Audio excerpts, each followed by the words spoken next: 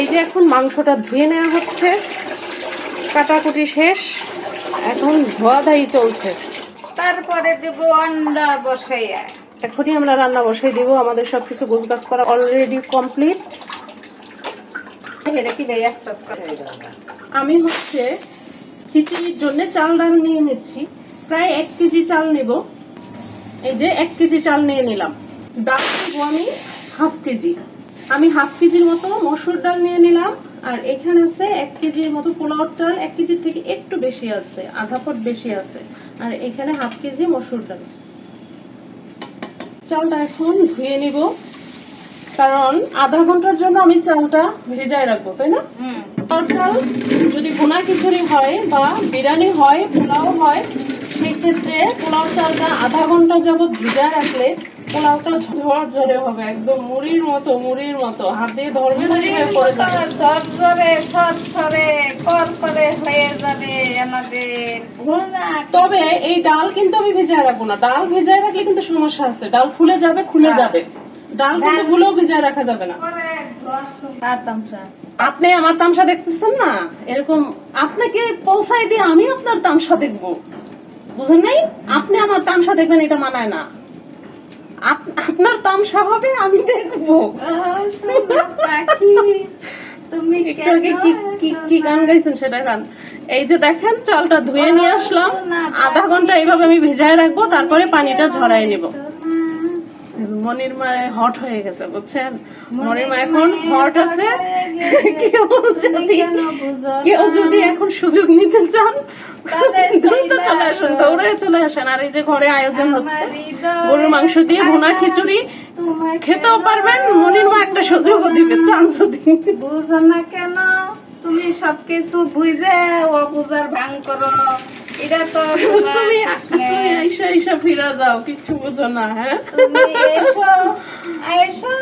এসো এবার তুমি ফিরে যাও, কেন ফিরে যাও না? কি বলতে চাচ্ছেন একটু ক্লিয়ার করে বলেন দেখি। ক্লিয়ার করে তো বলতে সমস্যা। তারপরে ঘুমটা এইভাবে ভয় দেখাবেন, এইভাবে ঘুমটা থেকেও তো ভয় পাওয়া যাবো। কেন এসো না, তুমি ভালো লাগে না, তুমি এটা কেন বুঝো না? তোমারে মজা দেখাবো, সে মজা তুমি কেন নেছো না? আমরা রান্না করব ভুনা খিচুড়ি গরুর মাংস দিয়ে। আমরা রান্না করব ভুনা খিচুড়ি গরুর মাংস দিয়ে। যদি কেউ খেতে চান, তাহলে দুপুরের মধ্যে চলে আসেন। 12টা 1টার ভিতরে আমাদের ভুনা খিচুড়ি হয়ে যাবে। যদি ভালো লাগে আপনারা চলে আসেন, যদি ভালো লাগে মনির মার কাছে চলে আসেন। মনির মায়ের কাছে চলে আসলে ভুনা খিচুড়ি খাইতে তো পারবেন। আমাদের অ্যাক্টিং শেষ, আমরা ঢং করে পেঁয়াজ দিলাম, পেঁয়াজ দেওয়া শেষ, এখন রান্না শুরু করি নাকি? হ্যাঁ, ঢং আবার করব, একটু পরে আসতেছি। আবার দিয়ে দিলাম গরম মশলা, তাই না? দিয়ে দিলাম গরম মশলা। এই যে এখন আমি দিয়ে দিলাম নাড়া। ধরে নেন না তো ই হয়ে যাবে, লুজ নিয়ে নেন না, গরম হয়নি।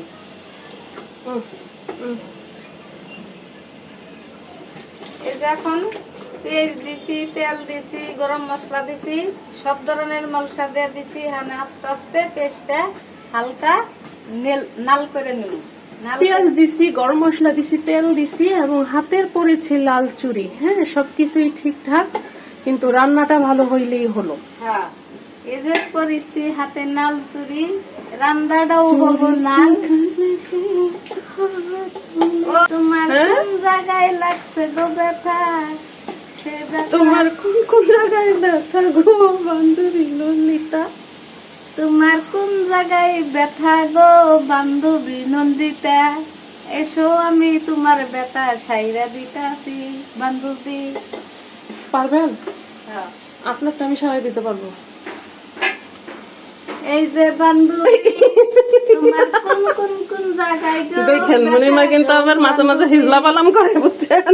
মনির মার কাছ থেকে সাবধান, দূরে দূরে। ব্যথা গো লন্দিতা বান্ধবী, তোমার কোন জায়গায় ব্যথা গো বান্ধবী ললিতা? কোথায় দেখেন ওইখানে দাঁড়িয়ে দেখান। এই জায়গায় ব্যথা গো বান্ধবী নন্দিতা, আমার ব্যথাটা ছাইড়া দাও বান্ধবী এই যে আমি ললিতা। ভুনা খিচুড়ি বানাইতেছি, এটা খাইলে ব্যথা যাবে না। হ্যাঁ, না গো, এটা খাইলে ব্যথা যাবে না। আমার এই জায়গায় ব্যথা, আমার ব্যথাটা ভাইয়া বেশি ধরা যাবে না এদিকে, এ পাগল হয়ে গেছে বুঝছেন? এটা পাগল হয়ে গেছে। আইরে ব্যথা। এই যে এখানে আদা রসুন একসাথে ব্লেন্ডার করা থাকে, আমার সবসময় আদা রসুন আমি একসাথেই ব্লেন্ডার করে রাখি। একসাথে করাই ভালো। এই যে আমি 1 কেজি চাল, পোলার চাল এবং 1.5 কেজি ডালের জন্য মশলা নিয়ে নিচ্ছি। আমার 1 কেজি চাল, 1/2 কেজি ডাল, মনে করেন 2 কেজি এইখানে আছে সব ধরনের মানে বাদাম এবং কিশমিশ বাটা। আচ্ছা আমি যখন কথা বলি তখন কিন্তু থাইমেন, নাহলে কারো কথাই কিন্তু বোঝা যায় না। বাদাম এবং কিশমিশ বাটা। এইখানে আছে কি আছে বলেন? জয়ফল, জয়ত্রী, এটা কিন্তু মনিমা এই বাটছে, দেখেন এখন বলতে পারে না। জয়ফল, জয়ত্রী, হ্যাঁ এটা একটু দিয়ে দিব, হালকা দেন। এই যে অল্প একটুই দিব, বেশি দিব না। এই যে কাঁচা জিরা, এটাও আমি নিজে ধুয়ে রোদে শুকিয়ে ব্লেন্ডার করে রাখি, তাই না? হ্যাঁ, আবার কিছু জিরা আমি চুলায় ভেজে ফাঁকি করে রাখি, ভাজা জিরার ফাঁকিটাই আমি বেশি ইউজ করি। কাঁচা জিরাটা আমি শুধু মাঝে মাঝে শিং মাছ, শৈল মাছ, বাইন মাছ এগুলোতে আমি ব্যবহার করি। দিয়ে দিলাম সামান্য লবণ। আমি কিন্তু মাংস এবং চালের পরিমাণ থেকে লবণ অনেকটা কম দিছি, কারণ আমার এখানে যত বাটা মশলা আছে সবগুলাতে প্রচুর পরিমাণে লবণ মেশানো আছে। এর জন্য প্রথমে আমি হালকা লবণ দিলাম, পরে যদি লাগে আমি আবার দিয়ে দিব। দিয়ে দিলাম 5-6টা কাঁচামরিচ, 5-6টা না 8-10টা হবে। তারপরে আমি আবার যখন চাল দিব, চালে আবার কাঁচামরিচ দিব। এটা মাংসের জন্য দিলাম। ঠিক আছে, আমাদের পেঁয়াজটা হয়ে গেছে, এখন মশলাটা দিয়ে দিব। আমাদের পেঁয়াজটা ব্যস্ত হয়ে গেছে, এখন মশলা দিয়ে দিতে হবে নাকি একটু লাগবে? আচ্ছা, এই যে মশলা, এই মশলাটা একটু আগে আমি রেডি করছিলাম। এখন দেন, এটা দিয়ে টান দেন, নাকি পড়বে? টান দেন। এই যে সব মশলা খানি নিয়ে ভুনা খিচুড়ি রান্না করতে প্রচুর মশলার প্রয়োজন হয়, তো আমরা সেগুলো নিয়ে নিলাম। এই যে মরিমা মশলাটা একটু তেলের মধ্যে ভাজা ভাজা করে নিল। এই ফাঁকে আমি পানি নিয়ে আসলাম, দিয়ে দিলাম পানি। মশলাটা একটু কষবে, সেই পরিমাণে পানি দিলাম। আস্তে আস্তে কষুক। হ্যাঁ, মশলা না কষলে গন্ধ আসবে। একদম 10 মিনিট যাবত আমি এই মশলাটা কষাবো। তারপর মশলার পানি যখন শুকিয়ে তেলটা উপরে ভেসে আসবে তখন মাংসটা দিব। ওকে, এখনকার মতো আল্লাহ হাফেজ। খিচুড়ির মশলাটা কষে গেছে, এখন আমাদের মাংসটা দিয়ে দিতে হবে। তো মাংসের সাথে কিন্তু আমরা অল্প একটু কলিজাও নিয়ে নিছি। মনিরমা হয়েছে কলিজাটাকে একদম কুচি কুচি করে ফেলছে, আমি দেখি নাই।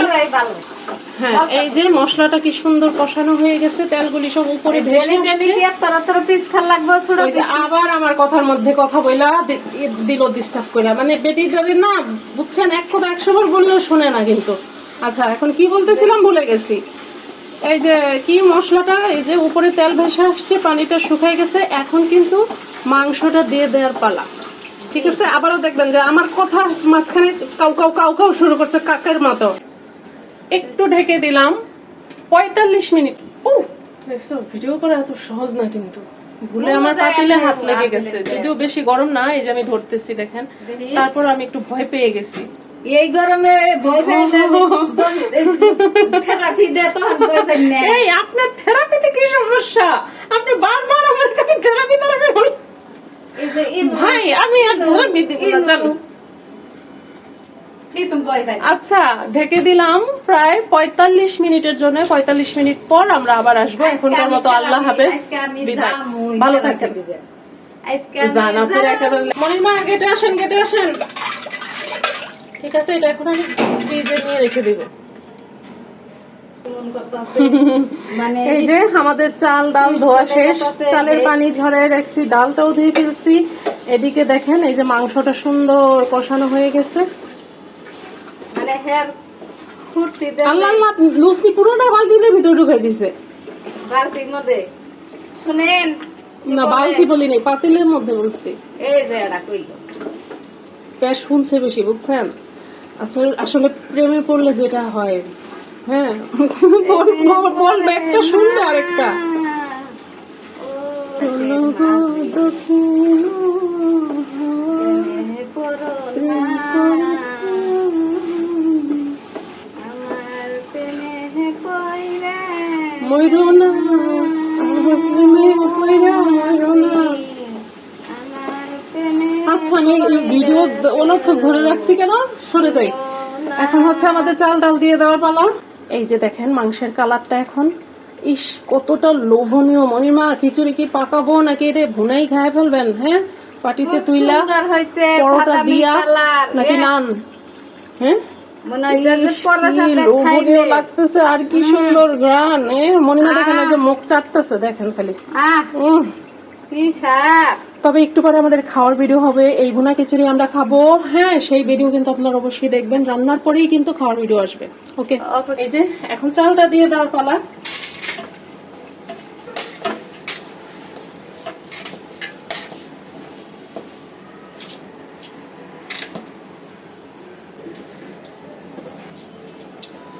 দেন এইটা ভালো, আর একটু পানি নেন, পানি নিয়ে এই চালগুলো একসাথে করে ফেলেন। এখন দিতে হবে খাইসা নাড়া নাকি? এখন জায়গা ধরলেই হয়েছে, এতগুলা চাল আবার এটার সাথে ডাল অ্যাড করবো। এখন তো শুধু চাল দিলাম, ডালটা একটু পরে দিব, কারণ ডাল এখন দিলে কিন্তু ডাল গলে যাবে, আর সেটা আমি করব না। সবসময় আমি ভুনা খিচুড়ি বলেন, পাতলা খিচুড়ি বলেন, ডালটা আমি একটু পরে অ্যাড করি। তখন হয় কি, ডালটা সুন্দর ফুটবে কিন্তু আস্তে আস্তে থাকবে, গলে যাবে না, খিচুড়িটা একদম বালু বালু হয়ে যাবে না।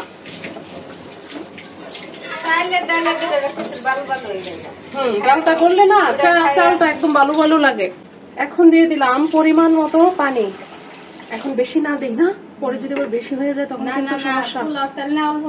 আর এখানে অনেকগুলা খিচুড়ি হবে, একদম জর্জরা হবে পোলাওর মতো। আর এখানে অনেকগুলা খিচুড়ি হবে, তো একটু সাবধানে রান্না করতে হবে।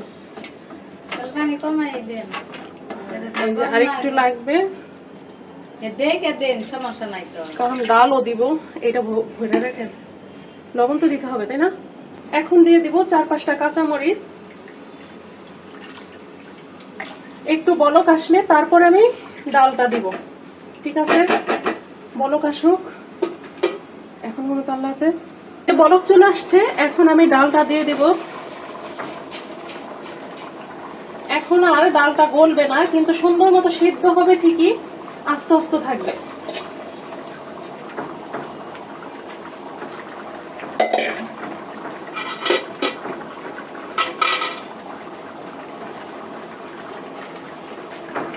বাবা পাতিল ভরে যেতেছে মনির মা, সমস্যা নাই। আশেপাশে থাকেন, ভরে গেলে ধরেন, আঁচল পাইতা দাঁড়ায়েন। আমি তো আছি, আসর তো যে খুলে রাখছি। দেও গো স্বামী আসলে আমার 10টা টেহা 10 টাকা মাত্র। হ্যাঁ। এই যে খিচুড়ির এখন এই হাল। এখন পানিটা আর একটু কমলে আমি চাপ দিয়ে ঢেকে দিব, তারপর সেদ্ধ হয়ে যাবে, তাই না মনিমা? কিছু বললেন? আওয়াজ দেন, আওয়াজ দেন। এখন চাপ দিয়ে ঢেকে এই পুতাটা দিয়ে দিব। আরে লইতে যেতেছে কেন?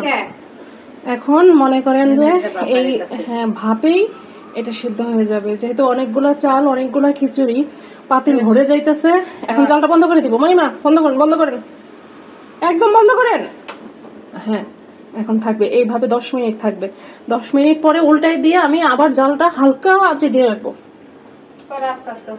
এই যে খিচুড়িটা প্রায় হয়ে গেছে। আমি এই ফাঁকে 2বার আমি উল্টাই দিছিলাম।